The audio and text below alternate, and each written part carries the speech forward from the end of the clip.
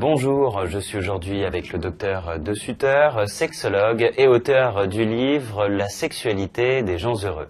Il vous donne maintenant toutes ses réponses en matière de sexualité. En effet, le docteur vous explique maintenant comment maîtriser son désir sexuel. Regardez bien. Le désir sexuel, chez l'homme comme chez la femme, est quelque chose de fluctuant.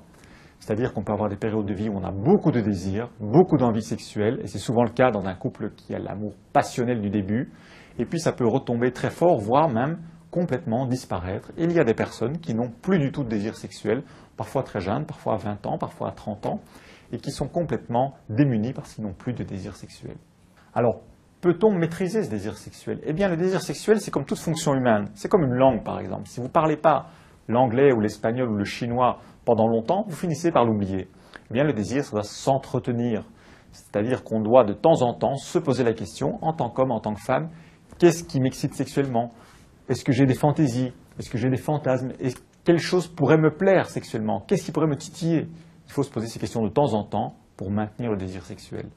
On peut aussi maintenir le désir sexuel en dialogue avec son partenaire ou sa partenaire et en imaginant parfois certaines fantaisies érotiques, des petits fantasmes légers, il ne faut pas faire des choses extraordinaires, mais qui entretiennent le désir, le piment au sein du couple pour justement éviter un des graves problèmes de couple, c'est la routine sexuelle. Par exemple, on peut de temps en temps organiser un petit week-end à deux pour être dans un lieu différent, dans un environnement différent qui restimule le désir sexuel. En conclusion, on peut dire que notre vie sexuelle et amoureuse, c'est un petit peu comme un jardin.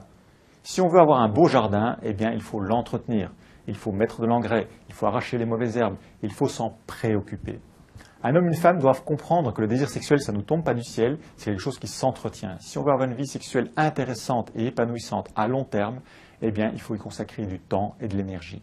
Les couples qui y mettent du temps et de l'énergie ont en général une vie sexuelle plus épanouissante avec un bon désir par rapport aux couples qui n'y mettent pas de l'énergie.